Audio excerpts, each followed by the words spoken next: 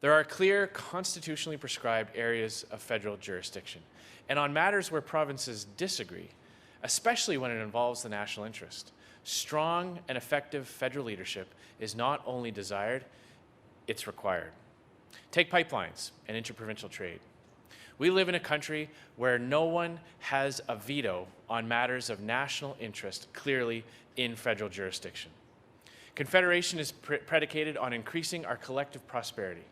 Just as the National Railway would not have been built without strong federal leadership, the Canada of tomorrow will not realize its full potential without a federal government that is willing to do some heavy lifting. It strikes me that this federal Liberal government has abdicated its responsibility to fight to get those pipelines built in court. But it will fight in court to impose a carbon tax on the people of provinces that don't want it. That's quite a double standard.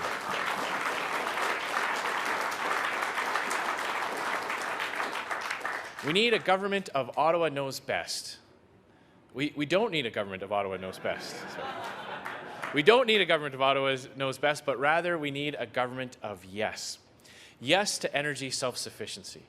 Yes to breaking down trade barriers, and yes to getting our products to market together. Nothing frustrates me more when I see so many groups and political parties protesting Western Canadian energy from being exported to Asia and other markets around the world. I see them tie themselves to trees and lay down in front of bulldozers, blocking Canadian exports of our resources. But I don't see them lined up and down the St. Lawrence, blocking tanker after tanker of foreign oil coming in from Saudi Arabia, Venezuela, or the United States. That's something that's never made sense to me.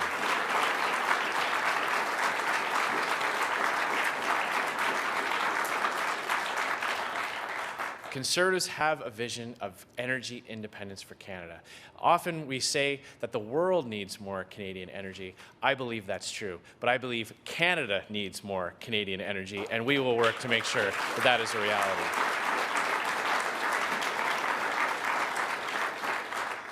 Avec raison, tous les Québécois et Québécoises sont très fiers de l'hydroélectricité, de la création d'Hydro-Québec et de son rôle dans le développement du Québec.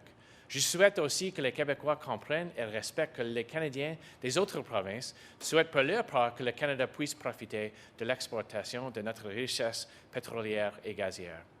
Quand la première découverte majeure du pétrole a été faite au puits Le Duc numéro 1 en Alberta en 1947, une vague d'espoir a déferlé dans l'Ouest canadien, comme quand les turbines des barrages de la rivière Manicouagan commençaient à tourner. Cette richesse naturelle a profité à toutes les régions du Canada. Nous possédons une des plus importantes réserves pétrolières du monde, après l'Arabie saoudite et le Venezuela, mais nous sommes incapables d'en profiter pleinement à cause d'un manque de pipelines. C'est un obstacle comme l'hydroélectricité n'a jamais connu. C'est pourquoi j'ai proposé récemment la création d'un corridor énergétique pan-canadien. Il va de soi que cela ne se fera pas contre la volonté d'une ou de plusieurs provinces. Je souhaite que tous les Canadiens, y compris les Québécois, reconnaissent qu'il y a assez de place au Canada pour une industrie pétrolière et une industrie hydroélectrique dynamique et concurrentielle. Et comme Premier ministre, je vais faire de mon mieux pour aider les deux à développer leurs exploitations.